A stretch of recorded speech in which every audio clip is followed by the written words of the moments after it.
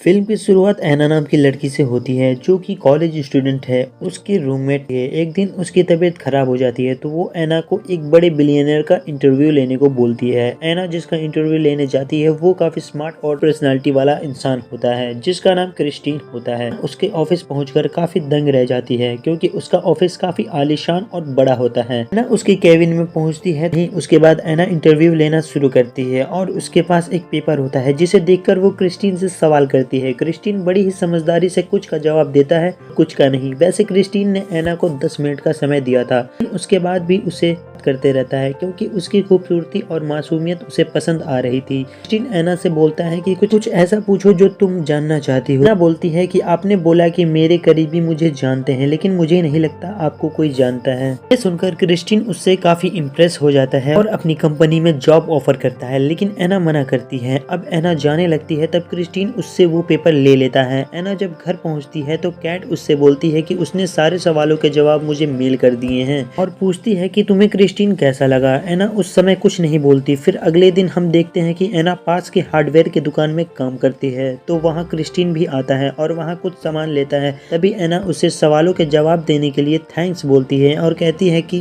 Cat के पास आपकी कोई अच्छी तस्वीर नहीं है। क्रिस्टीन उससे बोलता है कि कल मैं यहीं पास में आने वाला हूँ तो मेरी फोटो ले सकती हैं और एक पेपर पे अपना नंबर लिख के दे देता है। अगले दिन एक फोटोग्राफर ऐना और क्रिस्टीन का फोटो लेता है। फिर वो दोनों कॉफी पीने जाते हैं और कुछ देर बात करते हैं। अब ये दोनों आपस में आकर्षित होने लगते हैं। क्रिस्टीन को ऐना बहुत सीधी और नादान लग रही थी। फिर अगले दिन कैट ऐना को एक पार्टी में ले जाती है जहाँ वो दोनों बहुत शराब पीते हैं। तब क्रिस्टीन का कॉल आता है। फिर उसे पता चल जाता है कि उसने शराब पी है तो क्रिस्टीन उससे पूछता है कि तुम कहाँ हो, लेकिन ऐना को होश नहीं होता, जिसका फायदा उठाकर वहाँ एक लड़का उससे किस करने की कोशिश करता है। ऐना के मना करने के बाद भी वो नहीं रुकता तो क्रिस्टीन कैसे भी करके वहाँ आकर उसे रोक लेता है। अब अगले दिन जब ऐना सोकर उठती है तो वो एक होटल के कमरे में होती है जहाँ क्रिस्टीन भी होता है। क्रिस्टीन उससे बोलता है कि तुम डरो मत, हमारे बीच रात को कुछ नहीं हुआ है, मैं तुम्हारी इजाजत के बगैर तुम्हें टच नहीं करूंगा। और वहाँ से जाने लगते हैं तो लिफ्ट में वो पहली बार आपस में किस करते हैं। फिर क्रिस्टीन ऐना को उसके घर छोड़ देता है। ऐना भी घर आकर बहुत खुश होती है क्योंकि उसे भी क्रिस्टीन पसंद आने लगा था।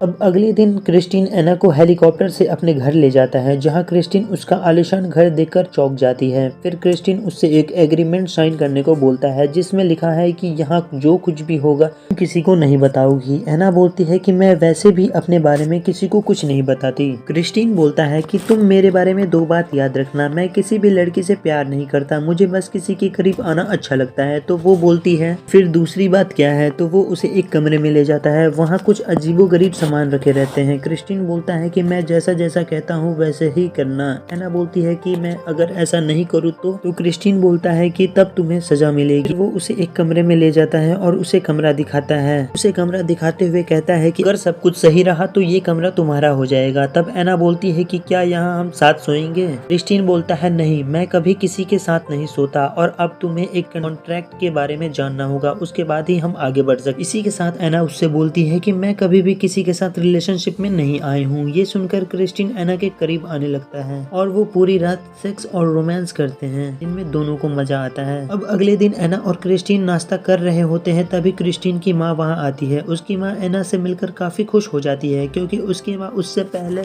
क्रिस्टीन के साथ किसी लड़की को नहीं देखी थी। उसकी माँ ऐना को घर आने का इन्विटेशन देकर चली जाती है। अब ऐना क्रिस्टीन की शर्तें मानने को इनकार कर देती है क्योंकि वो किसी की सेवक नहीं बनना चाहती।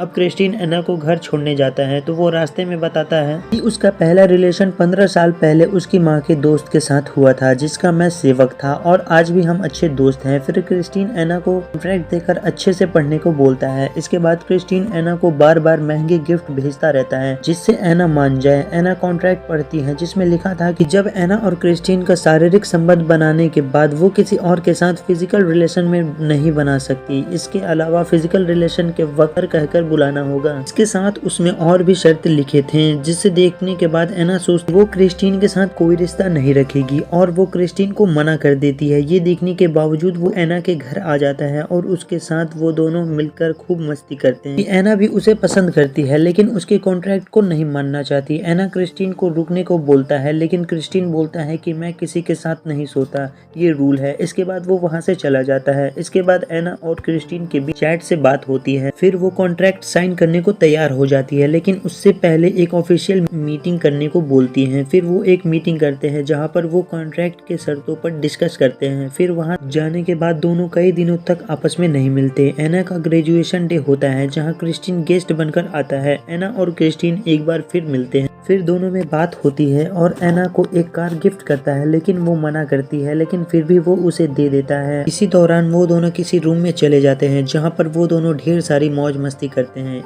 जहाँ क्रिस्टीन के हिसाब से सब कुछ होता है, जिसमें दोनों ही एंजॉय करते हैं। फिर वो दोनों आपस में बात करते हैं जहाँ एना बोलती है कि मैं तुम्हें समझ नहीं पा रही, तुम मुझे अपने आप को छूने क्यों नहीं दे रहे हैं और मेरे साथ सो क्यों नहीं सकते, हम बाकी सब की तरह क्यों नहीं रह सकते। तो क्रिस्टीन बोलता है कि मुझे एक वेश्या ने जन्म दिया था और ये मेरी रियल मदर नहीं है। फिर अगले दिन हम देखते हैं कि एना की पढ़ाई पूरी हो चुकी है, वो अपनी माँ के पास चली जाती है। फिर एना और क्रिस्टीन एक दूसरे को काफ़ी मिस करते हैं।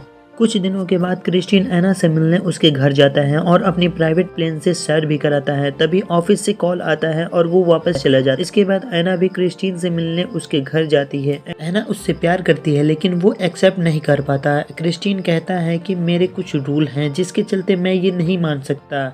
इसके बाद फिर से वो दोनों आपस में सेक्स करते हैं और हर बार कुछ नया स्टाइल अपनाते हैं और दबा के मौज मस्ती करते हैं। इसके बाद एना फिर पूछती है कि तुम मुझे छूने क्यों नहीं देते और मेरे हाथ क्यों बांध देते हो। तो क्रिस्टीन बोलता है कि मुझे इस बारे में बात नहीं करनी और भाड़ में जाओ। तो एना बोलती है कि इसका मतलब कि कॉन्ट्रैक्ट में लिखे गए नियम का कोई मतलब नहीं है, लेकिन क्रिस्टीन बोलता है कि ऐसा नहीं है। एना वहाँ से चली जाती है और वो दोनों आपस में कभी नहीं मिलते और ये मूवी इसी के साथ यहाँ एंड हो जाती है।